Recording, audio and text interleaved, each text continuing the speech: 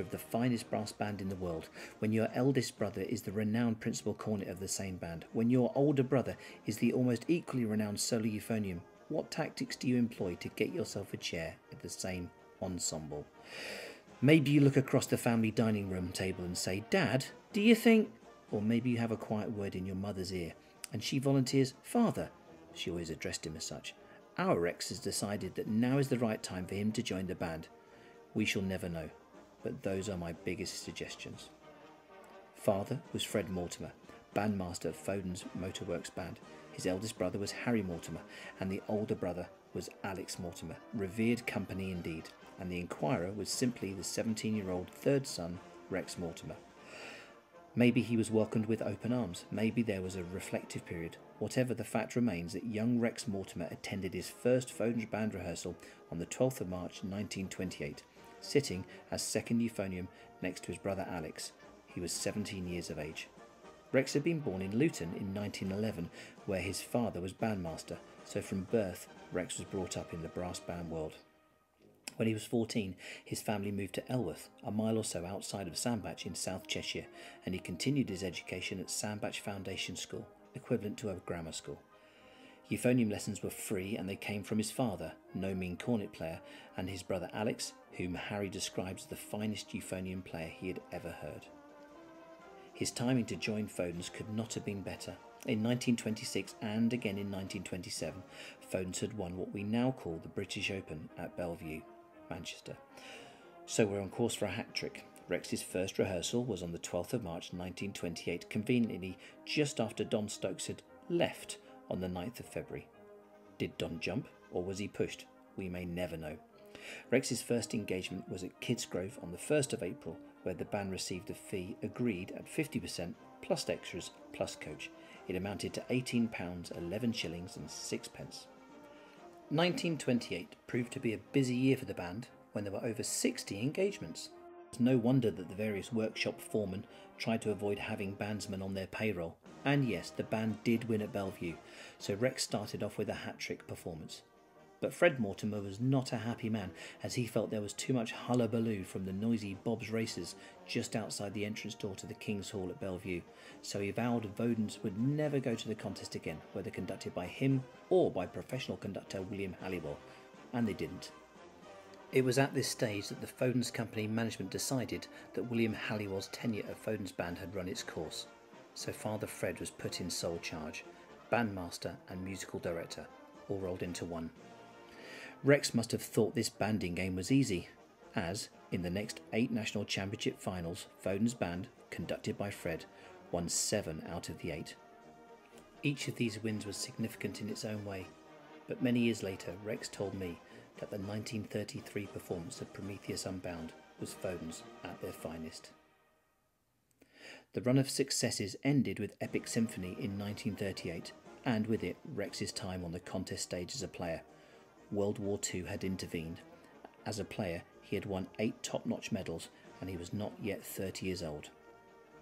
Outside of banding, Rex was a pattern maker, shaping in wood the patterns for the foundry moulders to use to produce castings for Foden military vehicles and Crusader battle tanks. After the Second World War, Rex was afflicted with stick itch and cut his conducting teeth at Middlewich Centenary Band and Foden's Quartet, in which role he led them to the 4 national titles, those of 1950, 51, 53 and 1956. The 1953 quartet was exceptional as it comprised of 4 trombones.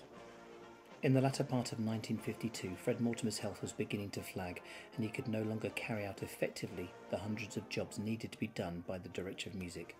Thus it fell to Rex to take over all of the administrative work. At the beginning of 1953, Father Fred Mortimer was suffering from even poorer health, so with Harry now working mainly in London, Rex was gradually called upon and to take more and more of the Foden's band. But he needed to extend his conducting skills, so variously trained other bands for contests, including Excelsior Ropeworks, Corey, Chester Bluecoats, Clydebank Borough, Cresswell Colliery, John Thompson Works, Markham Main Colliery, Crosley Carpets, and most notably Camel Laird Shipyard. Rex gained second prize with Foden's, but gained first prize with Camel Laird. Enough was enough, and Foden's management bluntly told Rex that he must never again compete against Foden's. In June 1953, Fred Mortimer passed away, whereupon Rex was appointed bandmaster and Harry director of music. Rex's first job was to prepare the band for Harry to challenge for the national championships the following October on Diadem of Gold. After all, it was coronation year. It proved to be another first prize for Foden's band. Only 2 more years were to pass before Harry announced that he was standing down from conducting at contests. He became musical advisor at Foden's and Rex became the musical director. It was 1956. The main job was now in the hands of Rex, and for the next 4 years he secured in his own right at the national championships 5th, 4th, 1st on variations on the Shining River, and a 3rd. Banding had taken Rex all over Europe and to South Africa, but in 1961 it saw a new experience when he went to Canada as associate conductor to brother Harry, when together with the Ferry Band and Morris Motors, his Foden's band accepted an invitation to feature at the Canadian National Exhibition in Toronto. 2 concerts every day for 3 weeks gave Rex plenty of opportunity to wield his share of the baton in front of the great brass orchestra with Harry and Leonard Lamb. 1962 brought for Rex perhaps the highest individual honour that brass banding could bestow. It came from the wonderful company of musicians and is known in banding circle as the Isles Medal. Having been funded by the family of the late John Henry Isles, contest and concert promoter extraordinaire, Rex now made up a quartet as he followed in the wake of his father and 2 brothers in receiving the award. Now Rex was about to achieve something which had proved elusive for his father and his brothers. By 1958 he had already won the national championships in London, and now, in 1964, he was about to achieve the double by winning the British Open at Bellevue, playing Lorenzo.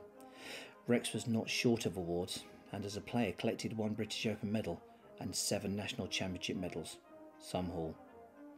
Then there were the major awards as a conductor. He won 5 prizes at the British Open and 7 prizes at the national championships. Few conductors can equal that record. While things went well for Rex and the band, things did not go quite so well for Foden's Limited, the truck makers. Towards the end of 1974, the directors realised that a major cut in overheads was vital. Sadly, 290 redundancies followed. If there was one saving grace, it was that all employees aged over 65, there was no retirement age then, would be affected. Also, those aged around 64 would be automatically made redundant, or at the very least, leaned on. Rex Mortimer fell into this category. I recall that Rex needed a little leaning on, as it was a very long time since he had made his debut as a player in 1928. Hundreds of engagements and thousands of rehearsals had taken their toll, and he was ready to lay down the baton. Rex Mortimer died in local care home in 1999. He was 88. His father and 2 brothers had remarkable careers in brass banding. Who could have imagined that a 4th member of the family would be able to hold his own in such exalted company? That was taken from an article written by Alan Littlemore.